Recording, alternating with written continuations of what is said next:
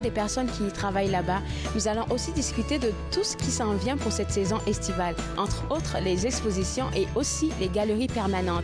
Ensuite de ça, nous allons au Centre social communautaire Vanier pour discuter avec des représentants de toutes les ressources disponibles gratuites qui s'y trouvent. À la prochaine fois. Entre nous, édition estivale, en semaine 11, 18 et 22 heures sur TV Rogers. Bonjour, dans cette prochaine émission d'Émergence, je reçois Nathalie Coutou, propriétaire et fondatrice de la boutique Kewa à Wakefield et sa fille Anna Knid. Émergence, dimanche 19h30 sur TV Rogers.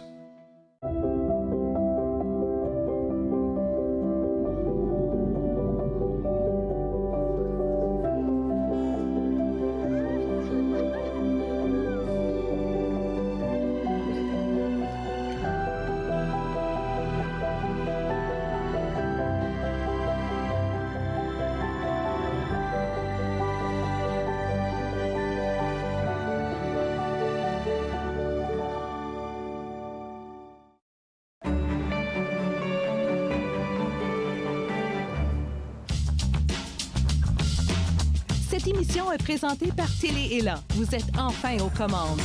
Pour en savoir plus, visitez rogers.com.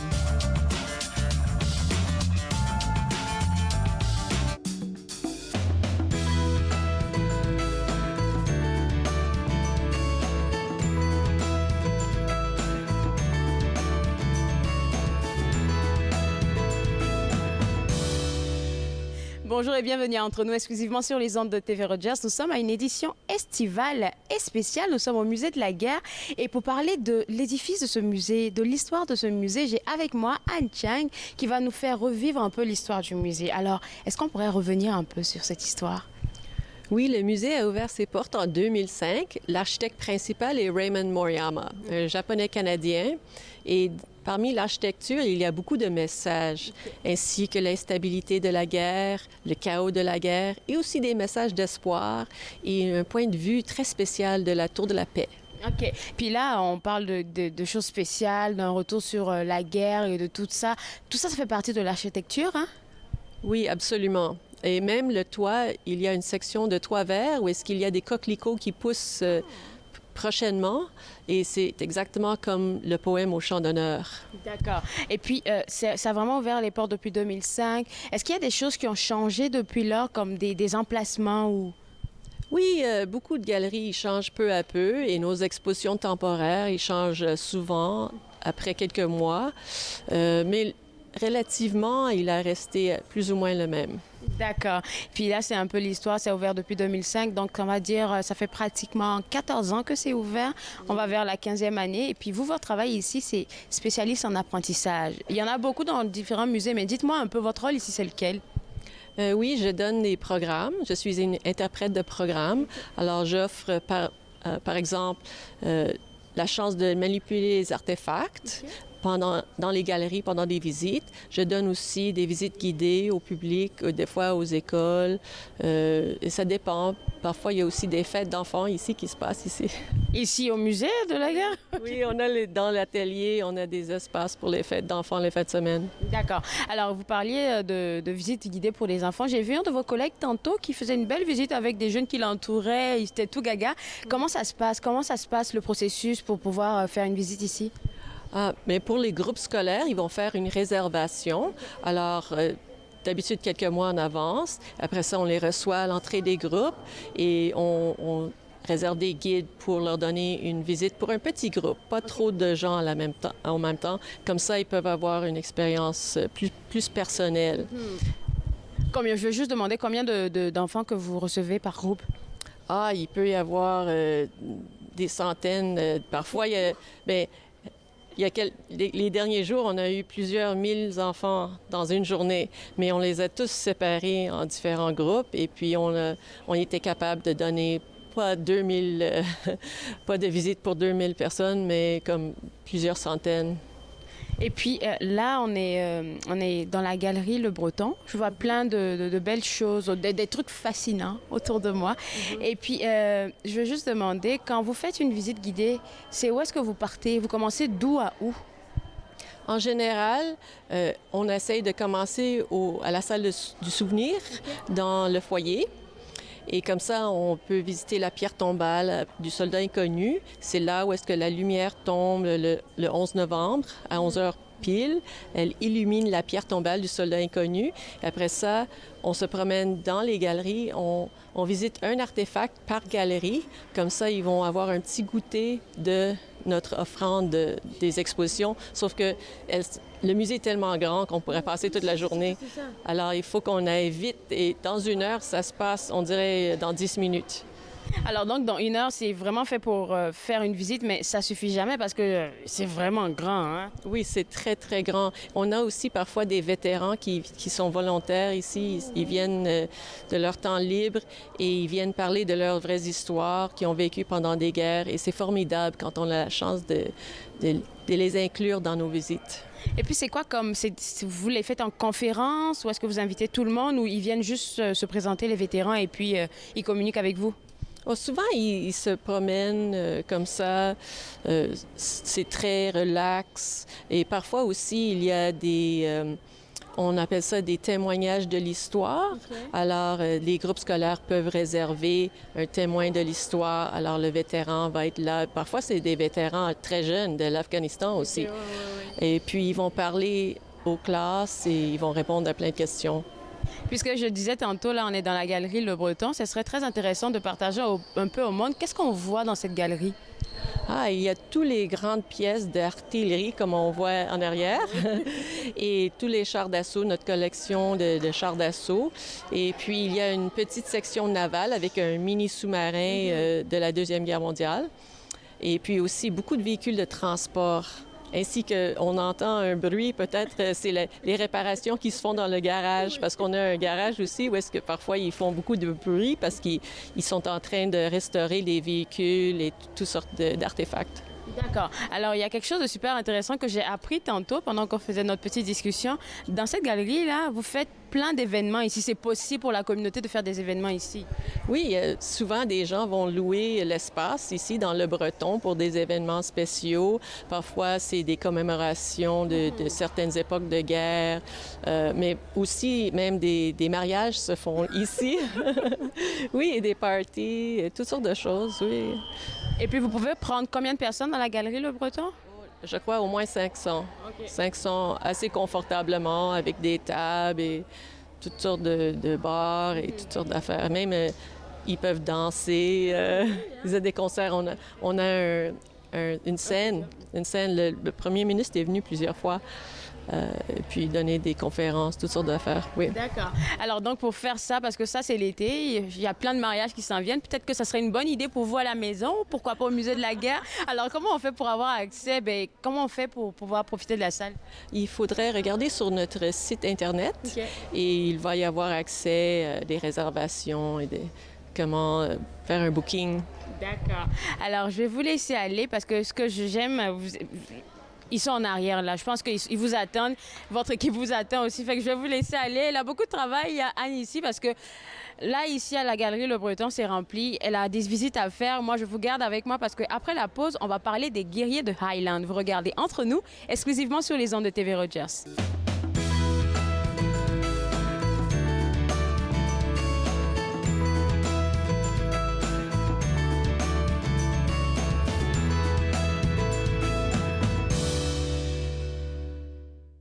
Je m'appelle James Fall, puis je fais mon co-op / bénévole ici à TV Rogers. Je voulais expérimenter différents types de techniciens. Je suis technicien de scène, je voulais voir technicien de production télévisuelle, voir c'est quoi les différentes démarches, les différents environnements, puis c'est quoi l'impact que ça fait sur moi que je suis intéressé dans le domaine de technicien. Je suis membre pour aider les autres. Parce que ça fait partie de mes valeurs. Pour donner l'exemple à mes enfants. Je suis membre pour servir ma communauté. Pour changer la vie de quelqu'un. Pour reconnaître les sacrifices faits pour nous. Je suis membre pour ma mère. Mon grand-père. Mon voisin. Pour ceux et celles qui ont servi. Et qui servent toujours. Je suis membre. Je suis membre. Je suis membre de la Légion. Cette semaine, à Nathan Parle, je reçois entre autres Anne Donovan qui nous partage son voyage au Japon et en Philippines et François Thibault qui nous prépare des déjeuners en camping. Nathan Parle, édition estivale, mercredi 19h sur TV Rogers. De retour à Entre nous, exclusivement sur les ondes de TV Rogers, toujours en direct du Musée de la guerre. J'ai avec moi Monsieur Peter McLeod, qui est ici directeur de recherche. Puis j'aimerais qu'on rappelle au monde, parce que moi j'ai fait l'erreur, je pensais que c'est vous qui prépariez toutes les expositions. Non, je suis historien, oui, mais maintenant je suis une espèce de fonctionnaire qui je manque le mot, qui dirige le travail des historiens. D'accord. Donc, vous travaillez le travail des historiens. Fait que quand les historiens, peut-être, vous soumettent une expo ou un sujet d'expo, vous travaillez sur la recherche, c'est ça? Non, comme je suis superviseur. Donc, je suis responsable ou peut-être coupable pour toutes les expositions, pour le contenu de toutes les expositions ici, mais c'est nos historiens qui font le vrai travail. D'accord. Alors, vous êtes là, on va parler des guerriers de Highland. C'est une nouvelle exposition, je pense qu'il y a ouvert il y a à peine un mois. Comment ça a été fait, la préparation pour cette expo, pardon? L'exposition Les guerriers des Highlands est préparée par une entreprise écossaise. Le Nomad Exhibitions, une entreprise qui crée des expositions en partenariat avec le Musée de la guerre, je m'excuse, Musée canadien de la guerre, qui a contribué au contenu canadien. Alors, c'est quoi que vous avez apporté comme contribution? Parce que vous avez parlé de contribution du Musée canadien de la guerre. Hein? Oui. Well, c'est tous des artefacts et des tableaux et des photos des soldats des régiments Highland du Canada. D'accord. Chose très intéressante, le Canada a plus de régiments écossais que l'Écosse maintenant. OK. Oui. Et puis ça, c'est quelque chose que vous avez découvert quand vous faisiez vos recherches pour l'exposition ou c'est quelque chose qu'on savait depuis? Oui, c'est quelque chose qu'on sait. Okay. C'est parce que les Britanniques ont décidé de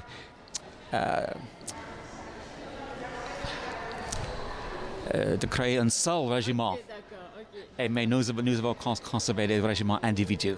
D'accord. Ça a pris combien de temps pour créer l'exposition? Parce que c'était un travail entre deux institutions. Hein? Oui, 2 ou 3 ans. C'est un grand... Ça demande beaucoup de travail. Oui. Alors, vous avez parlé des photos qu'on peut voir, mais qu'est-ce qu'on peut voir de plus dans l'exposition des guerriers de Highland? Well, surtout, naturellement, des kilts, des cornemuses, des épées Claymore, caractéristiques des Highlands, des uniformes, des médailles, des tableaux, des photos. Et puis, c'est toutes ces affaires-là qu'on vient. Il y a combien de photos, par exemple, à voir ici dans l'exposition? Je ne sais pas exactement, mais vers une centaine. Wow. Oui. Donc, c'est des photos sur lesquelles vous avez travaillé. Et puis là, on va juste se présenter à la galerie. Tout est exposé dans la même pièce ou vraiment, c'est vraiment dans une... comment je veux dire ça? C'est vraiment espacé. Question intéressante, parce que les guerriers des Highlands, c'est dans une seule galerie, la galerie Macrae, mais on peut trouver des soldats écossais à travers nos galeries permanentes. D'accord. Et puis, je sais aussi qu'il y a des activités qui s'en viennent avec l'exposition. C'est pas juste qu'on vient voir l'exposition. Il y a plein d'activités qui entourent l'exposition aussi. Hein? Oui. Okay. Et dans l'exposition, nous avons une activité avec des grandes épées pour nos visiteurs. Pour des enfants ou pour tout le monde? Pour tout le monde. Okay. Des kilts qu'on peut porter. OK. Oui. Donc, c'est pas des épées qui sont super tranchantes. On peut s'amuser à... Pas du tout. Okay. Non, cette activité est supervisée par un de nos employés et ce n'est absolument pas dangereux. Oui. Okay, la sécurité de nos invités, c'est très important pour nous. D'accord. Surtout en ce qui concerne les épées. Ça, on s'entend bien parce que les épées, c'est tranchant. Et puis, je pense que j'ai reçu une de vos collègues à l'émission qui est venue nous montrer une grosse épée de même. Il y a combien d'épées à voir? Les pays de main? Oui, ça c'est ce que les Écossais apportaient à l'ère médiévale. Oui. Et puis, c'est les épées qu'on va voir quand on vient voir on vient pour les activités. C'est pas la seule activité. Je pense qu'il y a une autre activité pour les enfants, des films, des choses dans le genre. Oui. Mais à la garde de détail, je suis un peu vague. Je m'excuse. Comme directeur de recherche, je suis responsable pour les expositions. D'accord. Alors, cette exposition des guerriers de Highland, elle s'étend jusqu'à quand? Vers le commencement de... Janvier 2020? Oui. OK, d'accord. Donc, ça se termine en janvier 2020. Fait que si vous n'avez pas eu l'occasion de passer les voir, vous pouvez encore toujours venir ici pour voir les guerriers de Highland. Je sais qu'en plus de tout ça, il y a plusieurs galeries permanentes. Je pense qu'il y en a 3 qu'on va parler aujourd'hui. 4. D'accord. Une galerie sur les Autochtones et l'ère coloniale. Okay. Deuxième, Première Guerre mondiale. Troisième, Deuxième Guerre mondiale. Et le 4e après la guerre jusqu'au présent. D'accord. Alors, je vais vous garder avec moi. On va avoir plus de détails sur ces galeries permanentes-là. Alors, restez aussi avec moi parce que juste après la pause, on découvre, en plus de l'exposition des guerriers de Highland, les galeries permanentes qui sont ici au Musée de la guerre. Vous regardez Entre nous exclusivement sur les ondes de TV Rogers.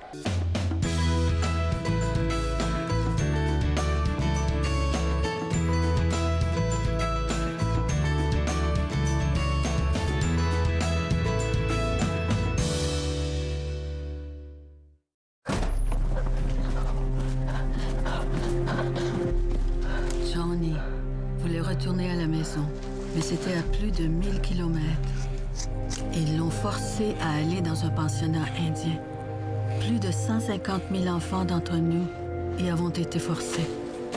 Ils voulaient nous changer. Notre Père qui est aux cieux, que votre nom soit sanctifié, que votre règne vienne. Tuer l'Indien dans l'enfant. Viens ici. On a appelé ça un génocide culturel. J'ai survécu le pensionnat indien. Mon frère Johnny, lui, non. Johnny Wenjack est l'un de milliers d'enfants qui sont morts à cause du système des pensionnats indiens du Canada. Plus de 80 000 survivants et leurs familles vivent aujourd'hui avec cet héritage. Bonjour, dans cette prochaine émission d'Émergence, je reçois Nathalie Coutou, propriétaire et fondatrice de la boutique Kewa à Wakefield, et sa fille Anaknid. Émergence, dimanche 19h30 sur TV Rogers. Une clôture à neige qui s'en va comme ça. Et Le peintre des 4 saisons, samedi 13h30 sur TV Rogers.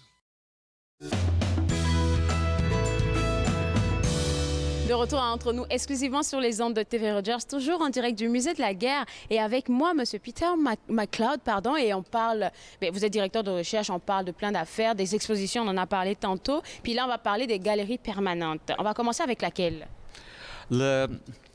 On commence avec les galeries sur les autochtones et l'ère coloniale. Okay. Alors, la galerie des aires autochtones, non, des autochtones et l'ère coloniale, c'est quoi comme galerie? Mais quand je parle des autochtones, on parle d'une galerie, les autochtones avant le contact. Okay. Parce qu'on peut voir les autochtones partout aux galeries. Alors, c'est une... Oui, non. Alors, je veux juste demander, en fait, quand on parle de galerie, c'est quoi qu'on voit, en fait? Une série d'histoires sur l'histoire militaire du Canada, qui ensemble décrit comment les guerres ont façonné le Canada, qui ont contribué à l'histoire du Canada. D'accord. Et puis là, on va pour la deuxième galerie permanente. C'est laquelle déjà que vous voulez partager avec nous? Sur la Première Guerre mondiale, qui est très importante pour le Canada parce que c'est la guerre mondiale qui a aidé la transformation du Canada d'un pays colonial et rural à un pays moderne et industrialisé à cause des grands efforts de guerre pendant ces 2 conflits. D'accord. Alors, qu'est-ce qu'on voit dans cette galerie permanente? Parce que quand on dit permanente, elle est là pour tout le temps. Ouais. comme toutes les galeries, on peut voir des uniformes, des armes, des reconstructions. Et pendant la galerie 2, on peut voir une reconstruction d'une tranchée de la Première Guerre mondiale et aussi une autre reconstruction d'un champ de bataille. Donc, c'est tout ça qu'on peut voir. Donc, dans les galeries, il y a combien d'artefacts qui sont présentés dans chaque galerie? Je ne sais pas exactement, je ne sais pas exactement parce qu'ils changent de temps en temps, mais vers 500 peut-être. Ouais. OK, c'est vraiment beaucoup ça. Ouais. Et alors, on a parlé de la deuxième galerie. On a dit qu'on en avait 4. Il y a une troisième qui s'en vient. C'est laquelle? La Deuxième Guerre mondiale. Okay. Et autre guerre très importante. Et c'est sa guerre compléter le changement du Canada à un pays moderne. Donc, c'est bon qu'il y ait une galerie qui présente la Première Guerre, ensuite la Deuxième Guerre. Et là aussi, qu'est-ce qu'on va voir? On va voir des uniformes, on va voir des... Qu'est-ce qu'on va voir? Well, peut-être le plus intéressant, le plus grand, ce sont des chars. Par exemple, le char d'assaut nommé Forceful. Oui, ou puissant, qui a débarqué en Normandie en juillet, après le jour J, avec 69 autres chars d'assaut du Governor General's Horse Guard, un régiment d'Ottawa. Et c'est le seul de ces chars d'assaut qui a survécu à la fin de la guerre. Fait qu'il y a toute une histoire qui accompagne le Forceful, hein? Oui.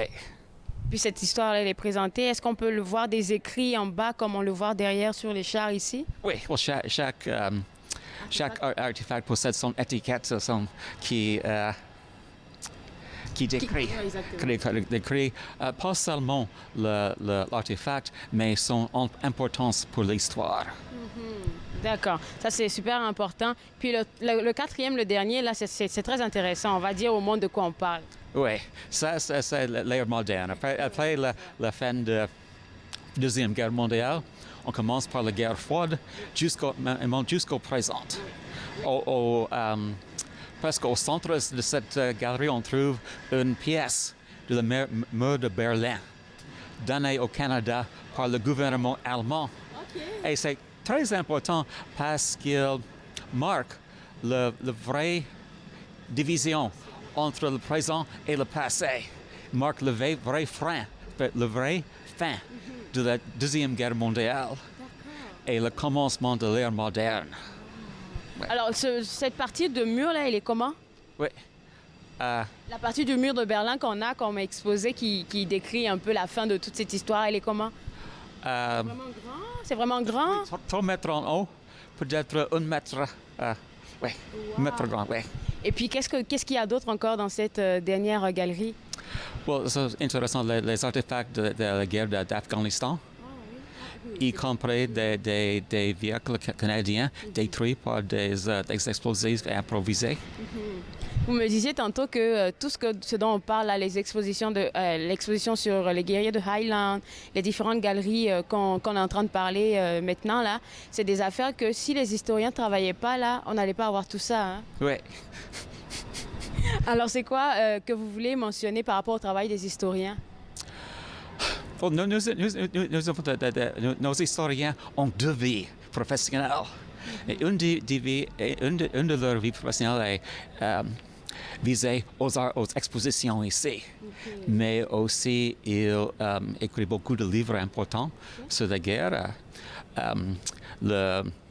Notre historien de l'ère avant, je m'excuse, après la guerre, la Deuxième Guerre mondiale, Andrew Birch vient de compléter une carte de tous les Canadiens tués à la guerre de Corée. Première fois qu'on a fait ça. Et puis ça a été fait à partir de ses recherches ici, de son travail pour une exposition? Non, on va utiliser ces résultats dans une exposition, mais on essaie de temps en temps de faire la recherche pour créer des nouvelles connaissances. D'accord. Je suis bien curieuse de savoir. C'est vrai que vous êtes du département recherche, mais ça fait combien d'historiens pratiquement que vous avez ici? Nous avons maintenant 5.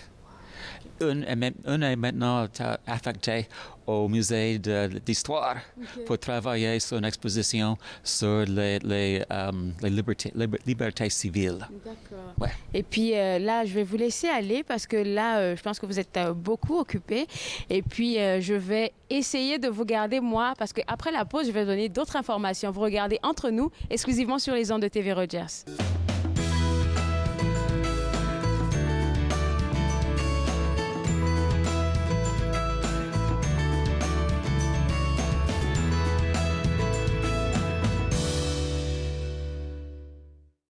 L'apéro avec Julie, vieillir en beauté. Je reçois Dr Alain Michon, médecine esthétique, Dr Chantal Chiasson, dentiste et Marie-Lou Mahoney, maquilleuse. L'apéro avec Julie, mercredi 15h sur TV Rogers. Bonjour, je m'appelle Marie Saint-Guépol, je suis bénévole à TV Rogers. J'ai choisi TV Rogers, c'était un test pour moi parce que je voulais voir si j'étais vraiment à l'aise sur ce milieu de médias. Je trouve que le programme est très bien organisé et c'est bien pour des élèves qui veulent déjà se mettre en avant dans le métier qu'ils veulent faire plus tard. Que tu aimes le milieu de la télévision, tout ce qui est reportage, je pense que c'est le bon endroit pour toi.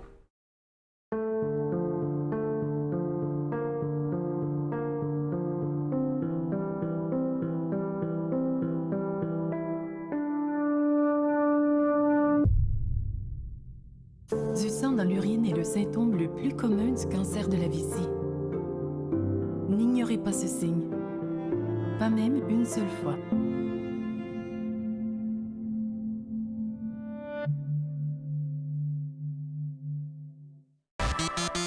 À la prochaine émission, on rencontre le futur de la chanson franco-ontarienne, Marie-Claude. Elle nous parle de ses voyages, de son album, ainsi que bien d'autres choses. Alors, suivez-moi.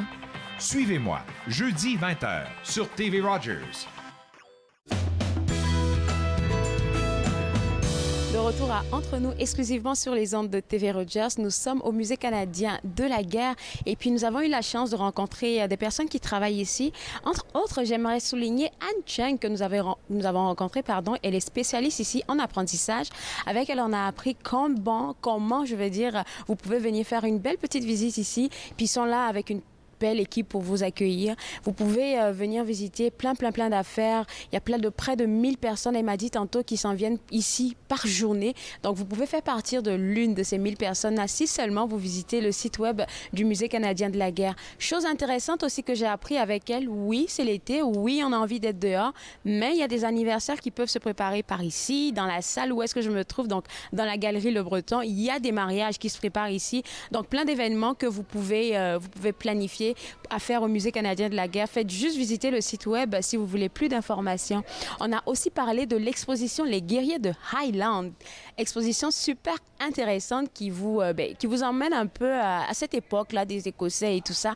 Puis vous pourrez avoir l'occasion de vous habiller peut-être en Écossais avec des jupes et tout, et puis prendre des épées pour vous amuser un tout petit peu. Vous avez le goût de sortir de chez vous pour passer un bon week-end en famille ici au Musée canadien de la guerre. Il y a aussi des galeries permanentes, des galeries qui sont là pour vous avec plein d'histoires fascinantes. Je vais parler de la Première Guerre mondiale, de la Deuxième Guerre mondiale et puis plein d'affaires encore. On se dit à la prochaine émission. Au revoir.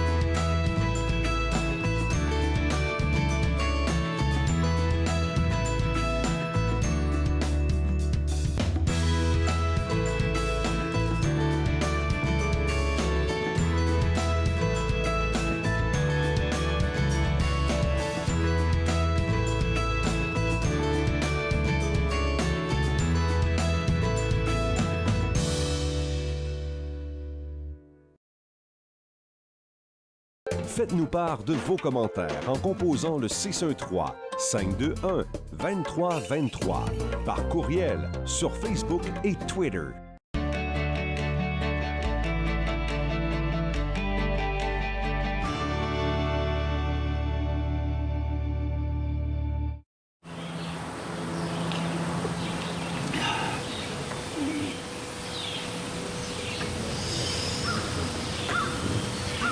Viens que je te raconte, mercredi 20h30 sur TV Rogers. Donc, je m'appelle Mélanie Bégin et puis je fais un focus à TV Rogers. Mes tâches principales seraient régie de plateau, assistante à la réalisation et caméraman, ainsi que graphique. Donc, je trouve que tout le monde devrait passer à Rogers, tant qu'à être invité ou bénévole, au moins d'essayer une fois parce que, en fait, tu apprends tellement de choses et des choses que tu ne croirais pas apprendre.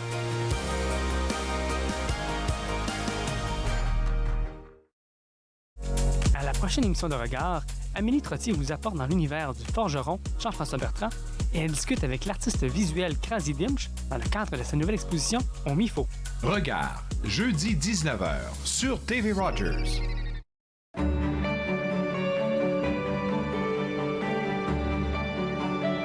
Vous regardez TV Rogers, Ottawa.